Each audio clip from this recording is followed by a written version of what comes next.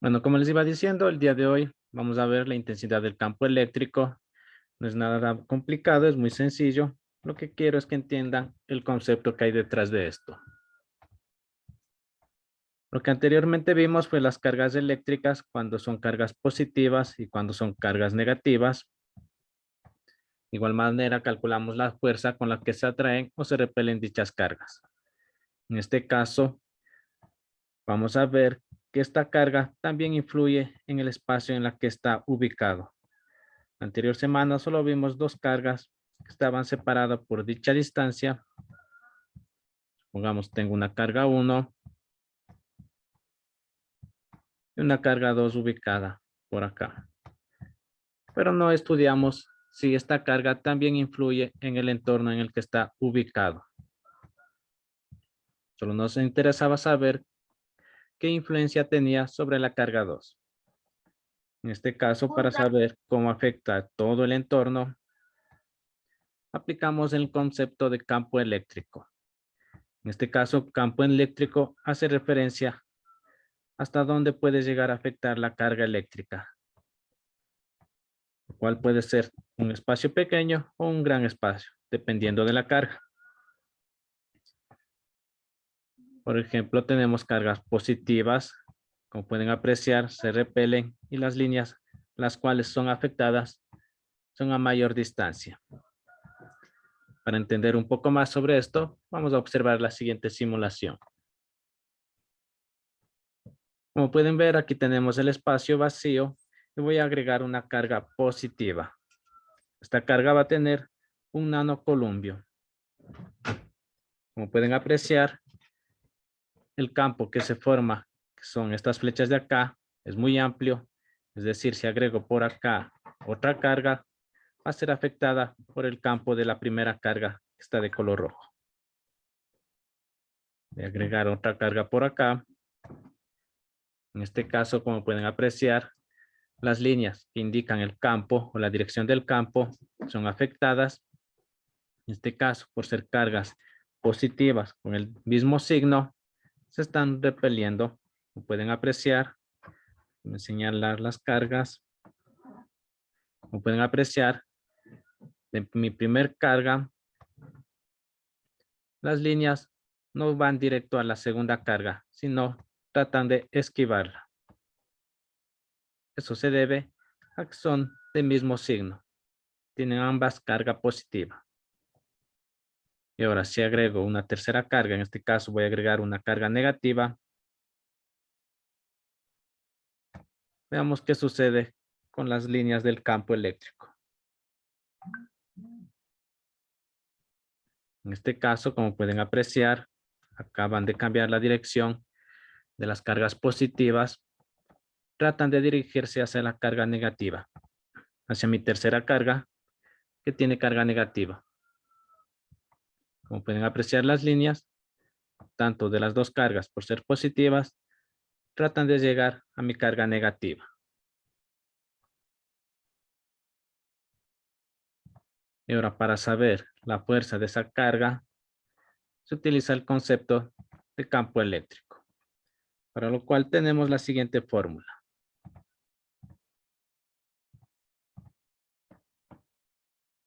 Tenemos que la intensidad del campo eléctrico va a ser igual a la fuerza dividido para la carga medida en columpios. Por lo tanto, las unidades que vamos a trabajar para campo eléctrico con la E va a ser newtons dividido para coulomb. Mientras que la unidad de fuerza, como bien sabemos, es en newtons. Y la unidad de carga eléctrica que se mide en coulombs. No es nada complicado, aplicando estas fórmulas, ya sabemos la intensidad del campo eléctrico. ¿Qué es lo que nos indica? Nos indica hasta dónde puede llegar a afectar la carga eléctrica. Vamos ahora sí con un ejemplo, o mejor dicho, con la actividad que deben desarrollar. En este caso solo tienen que aplicar la fórmula. Para ello solicito a alguien que me ayude con los datos que tienen del enunciado. ¿Algún voluntario de pronto? Tiene fuerza. ¿Me ayuda con su nombre primero? Viviana Espinosa. A ver, señorita Viviana, ¿me ayuda con los datos que tenemos? Tiene la fuerza de 1,72 newtons y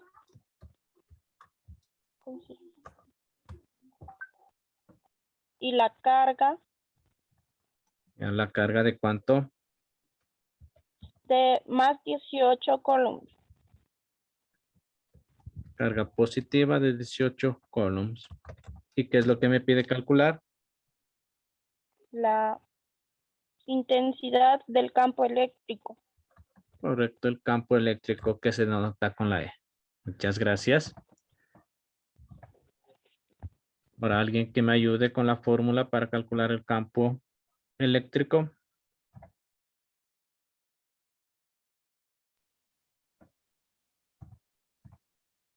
¿Algún voluntario que me ayude con la fórmula de campo eléctrico?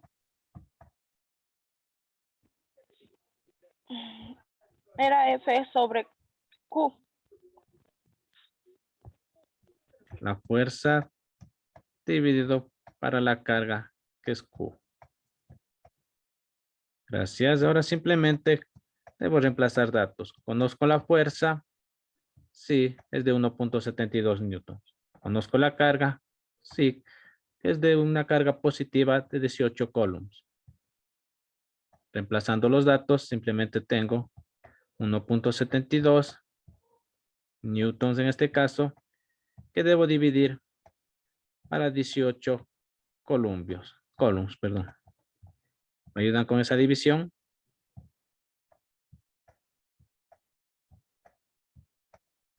$1,72 dividido para 18.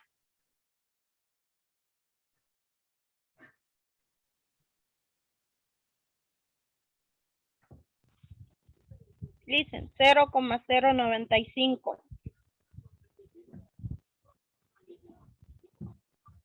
Todos sacaron ese valor de 0,095. Sí. Correcto. ¿Y las unidades que me quedan? ¿Cuáles son? Newton sobre coulomb. Correcto. Newton sobre coulomb. Y así de sencillo es la primera actividad que debemos realizar. Hasta aquí tal vez alguien alguna pregunta.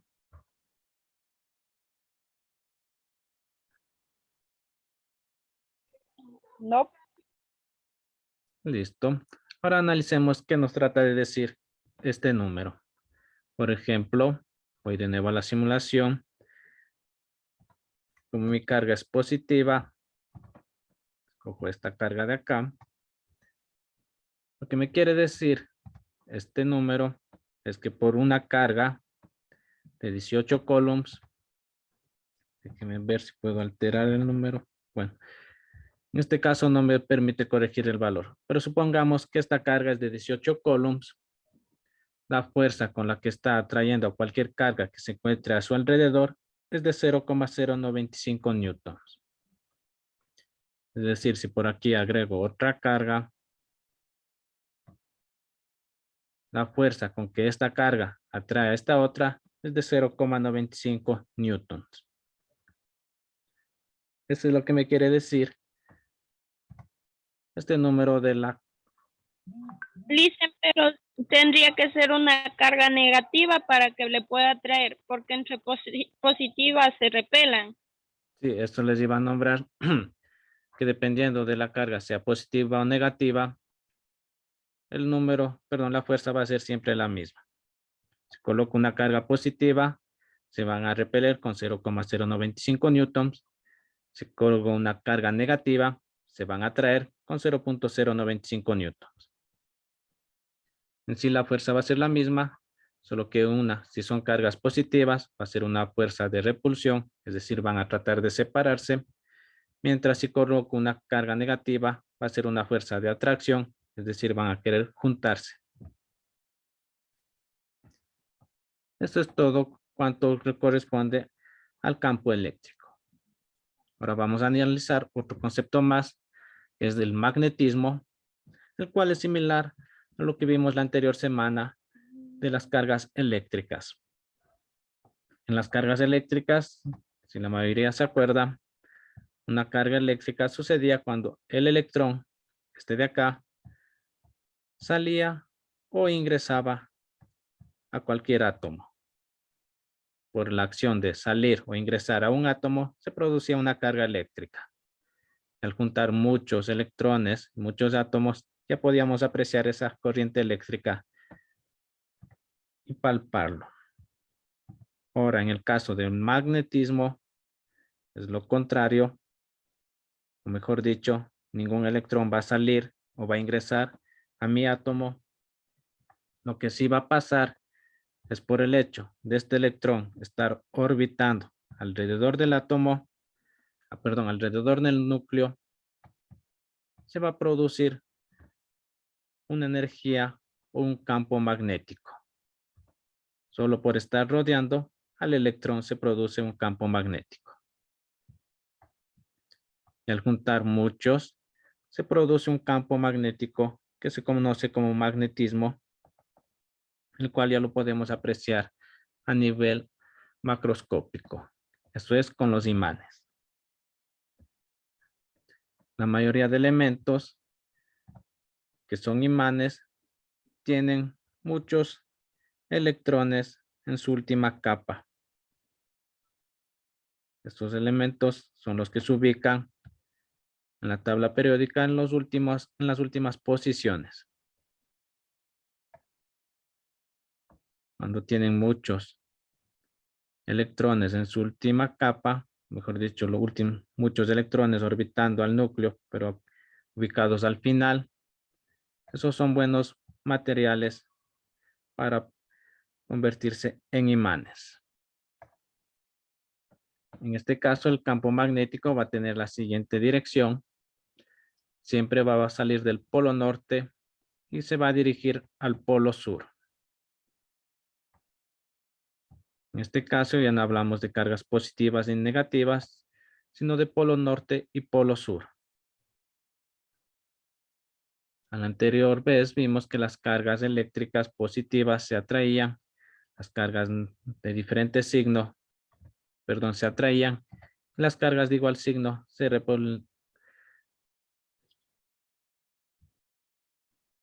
repelían. En este caso, para el magnetismo, aplica lo mismo, polos de igual dirección, polo norte y polo sur, se atraen, mientras que polos sur y polo del mismos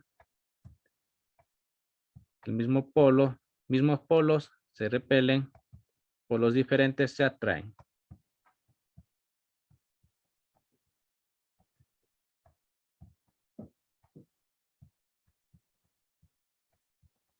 Y ahora los usos que damos a los imanes son muy complejos.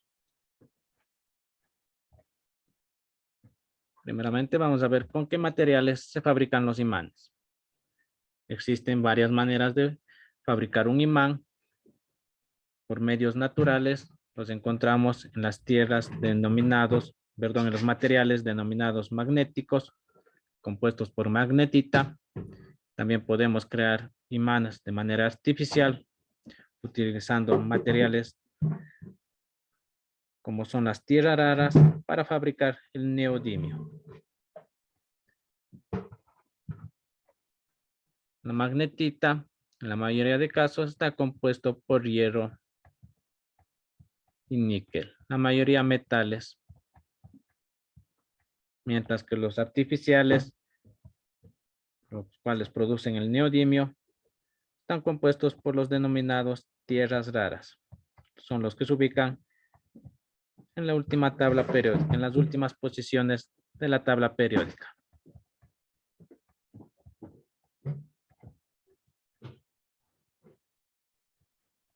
En la naturaleza podemos encontrar la magnetita, que es una piedra negra, la cual puede atraer ciertos elementos metálicos. De pronto alguien se ha topado con esto.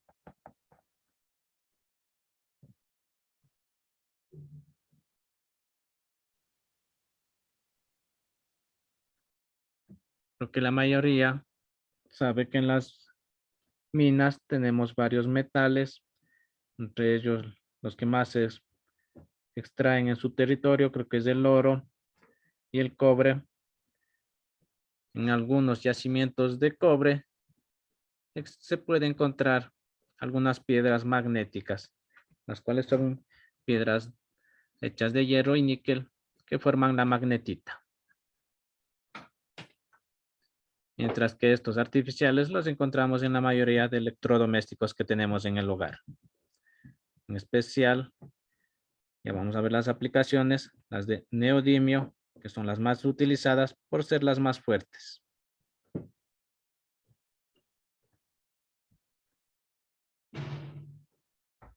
Vamos a ver algunos usos de los imanes.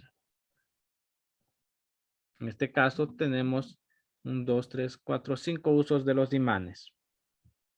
Tal vez alguien de ustedes conoce algún uso más que esté distinto a esta lista.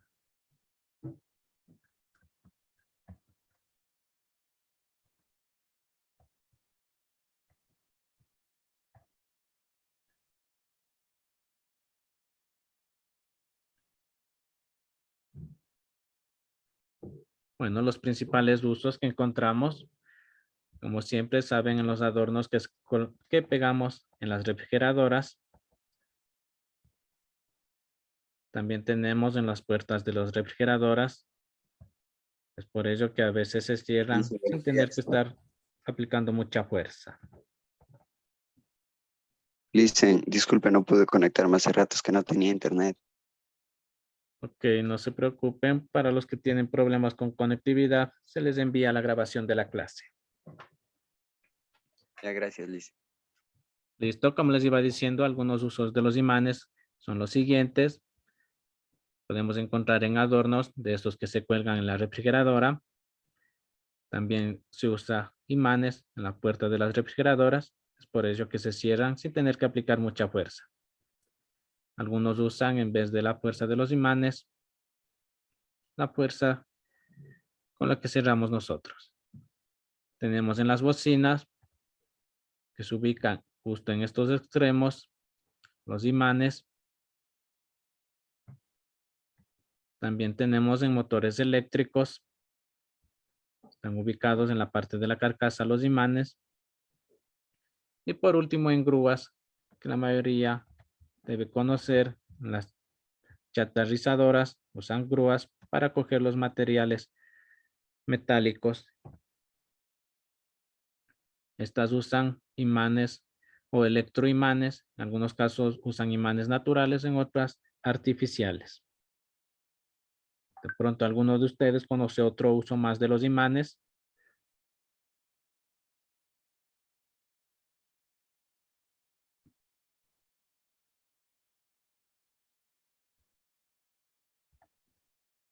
¿Alguien se ha topado con otro uso más que se le puede dar a los imanes?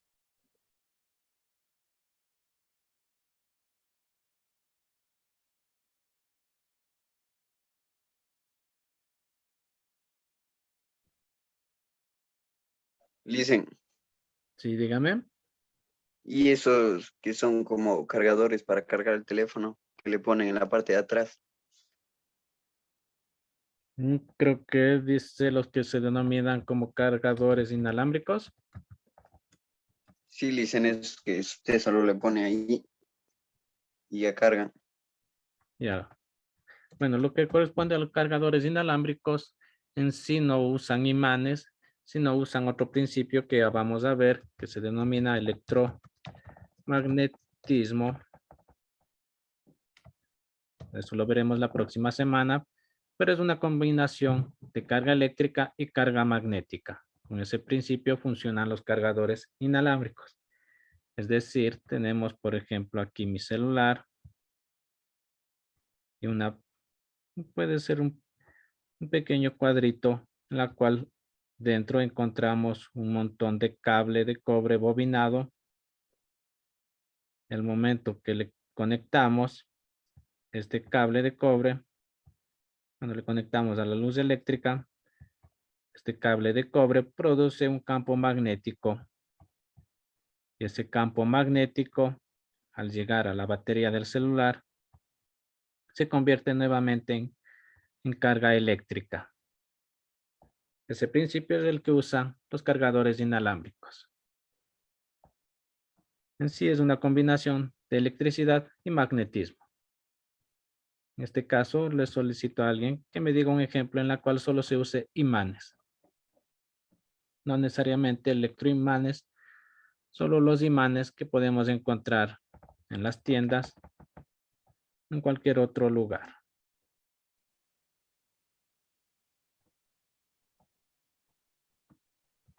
¿Alguien algún uso más que se les da de los imanes?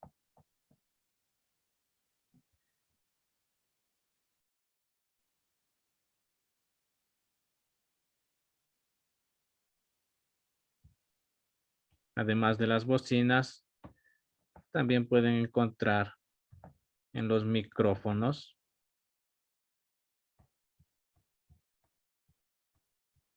Y también en los auriculares. Otra aplicación de pronto alguien que conozca. En los celulares, en las televisiones. En las televisiones, ahí sí, ¿en cuál serán? ¿Las televisiones antiguas o en las modernas? En las televisiones modernas prácticamente ya no existe ningún imán. Simplemente son LEDs, pequeños foquitos que son ubicados en la pantalla. Mientras que en las televisiones antiguas existía un aparato que producía la imagen. Y alrededor de ese aparato encontrábamos un imán, casi similar a las que se encuentran en las bocinas.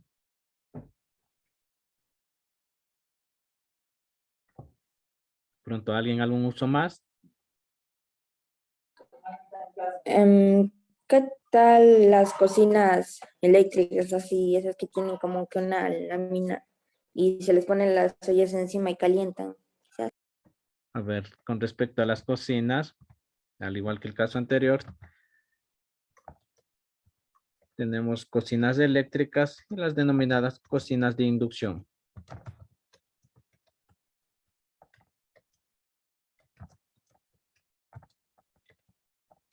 En el primer caso, para la cocina eléctrica, simplemente es la corriente que pasa por un conductor y calienta el metal. Mientras que en la cocina de inducción se usa el principio que anterior vimos de electromagnetismo. Es decir, produce un campo magnético para calentar el metal. Prácticamente no hay ningún imán en estos dos tipos de cocina.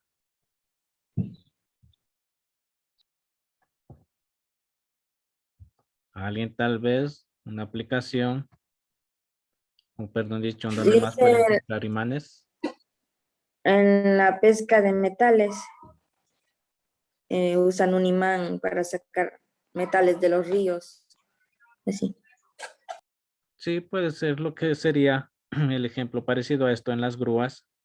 En este caso usan los imanes para coger las chatarras. Al igual que usted menciona, se usaría una grúa con un imán para coger la chatarra que está en el río. ¿Alguien más? ¿Otro uso? Un uso que se puede dar a los imanes.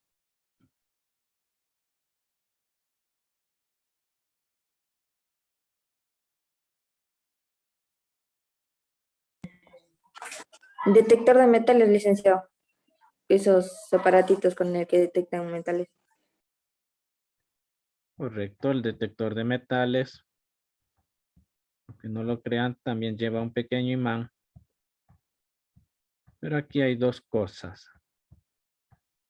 La mayoría de ustedes, mejor dicho, tal vez alguien se topó cuando va a realizar alguna compra en algunas tiendas, colocan en las prendas o en los artículos unas pequeñas etiquetas gruesas de color blanco, negro o etcétera. Dentro de esos objetos tenemos un imán. Mientras que el que detecta que no se estén robando el objeto. A veces se ubican en las puertas. Son dos aparatos grandes que se ubican en las puertas por lo general. Esos son los que detectan si hay un imán o no que está circulando por ahí. En sí es un conjunto el detector. Tenemos una parte que está el imán y otra parte que lee o que busca si hay o no hay imán. Esa sería una de las aplicaciones de los imanes. Ahora, con respecto al magnetismo, vendría una pregunta para todos. Se dice que la Tierra es un imán gigante. ¿Al hecho de ser un imán gigante nos afecta a todos? ¿O cómo podemos saber si eso nos afecta?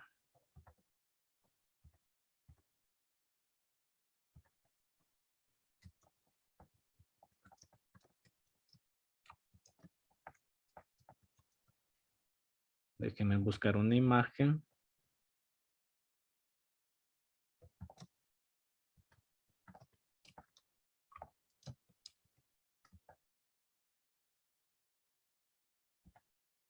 ¿Cómo podemos saber si es cierto o no de que la Tierra es un imán gigante?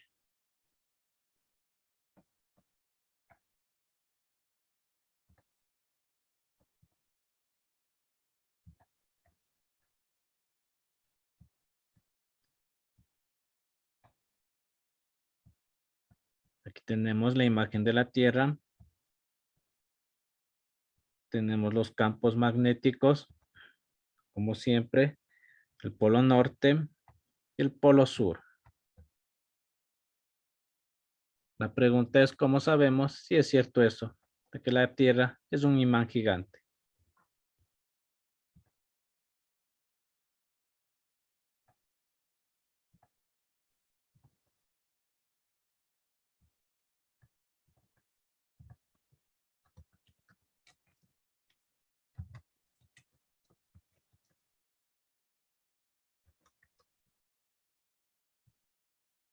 ¿Alguien que tenga la respuesta?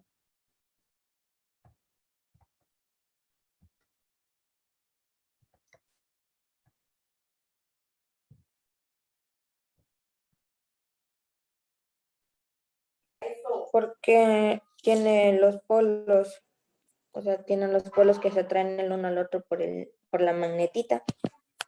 O un magnético, sí.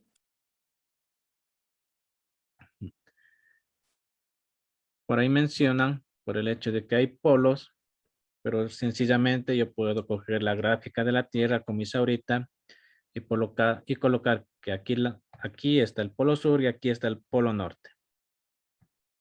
¿Cómo puedo saber si es cierto eso o no?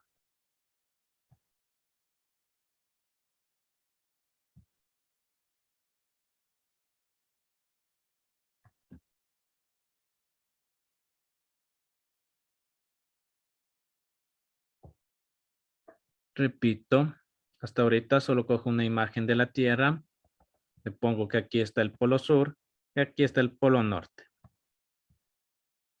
¿Cómo sé que es cierto o no de que la Tierra es un imán gigante? ¿Algún experimento o algo que podamos constatar en la vida real? Lo que aquí realicé simplemente es un dibujo. Y en la vida real, ¿cómo podría saber si es cierto lo que acabo de decir?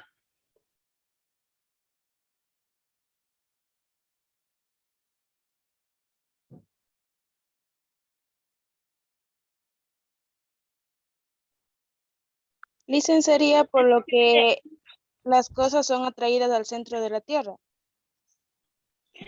Es que cuando tú tienes algo en la mano y se te cae, siempre se te va al piso. Eso también puede ser. Ya lo que acaban de mencionar es el concepto de peso, en especial de la fuerza gravitatoria.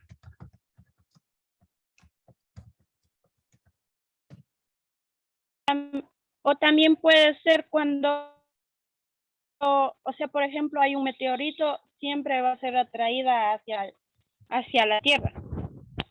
Se ha visto en tutoriales, ¿no? Que cuando hay un meteorito, en vez de irse a otro lado, siempre se atrae a la Tierra y cae con mayor velocidad. Ya, también eso se aplica en fuerza gravitatoria con la que se atraen los cuerpos, en este caso los planetas Es o los porque, meteoritos. es porque el centro de la Tierra está compuesto por metales, dice. Listo, ese también es un experimento que recién se está realizando.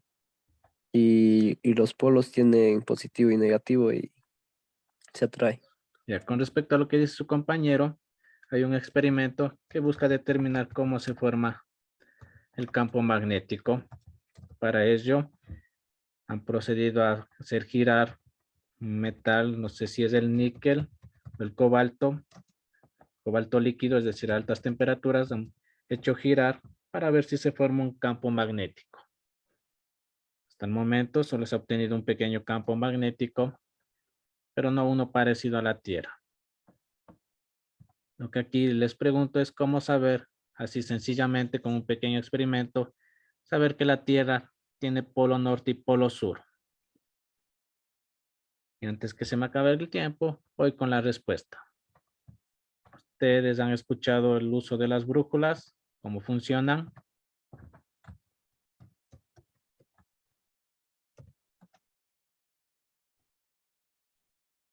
Nadie. Bueno, las brújulas tienen un pequeño campo magnético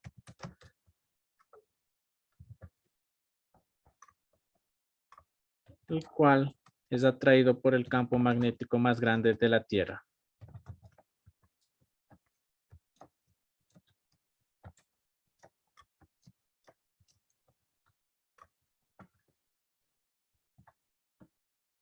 La mayoría de brújulas tienen una pequeña aguja ubicado con carga magnética.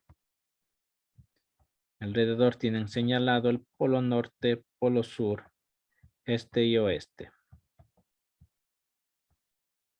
Este pequeño campo magnético de la aguja es atraído por el campo magnético de la Tierra, que es de mucho mayor intensidad.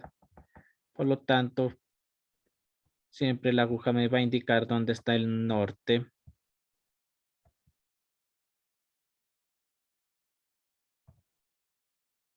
Con este pequeño experimento, mejor dicho, con este pequeño uso,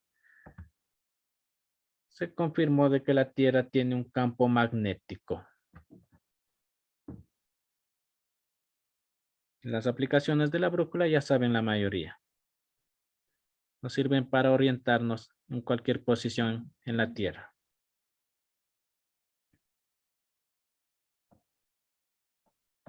Y ahora lo que se está buscando saber es cómo se forma ese campo magnético. Para ello ya les expliqué, hay un experimento en el cual se hace girar níquel líquido para ver si se forma o no un campo magnético. La forma de saber por qué existe un campo magnético es con el uso de una brújula, la cual nos indica dónde se encuentra el norte y el sur. Este se alinea con el campo de la Tierra. Y al igual, eso ya lo veremos en electromagnetismo, al existir un campo magnético, también se puede producir un campo eléctrico, o mejor dicho, se puede producir electricidad.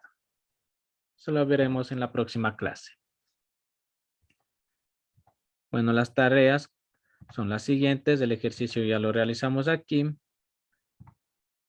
Es este de acá, del campo eléctrico, mientras que la actividad de magnetismo es estos de acá, los materiales con los que se construyen los imanes. Y simplemente les falta agregar más usos a los imanes de los que acabamos de ver. Tal vez hasta aquí alguien alguna pregunta.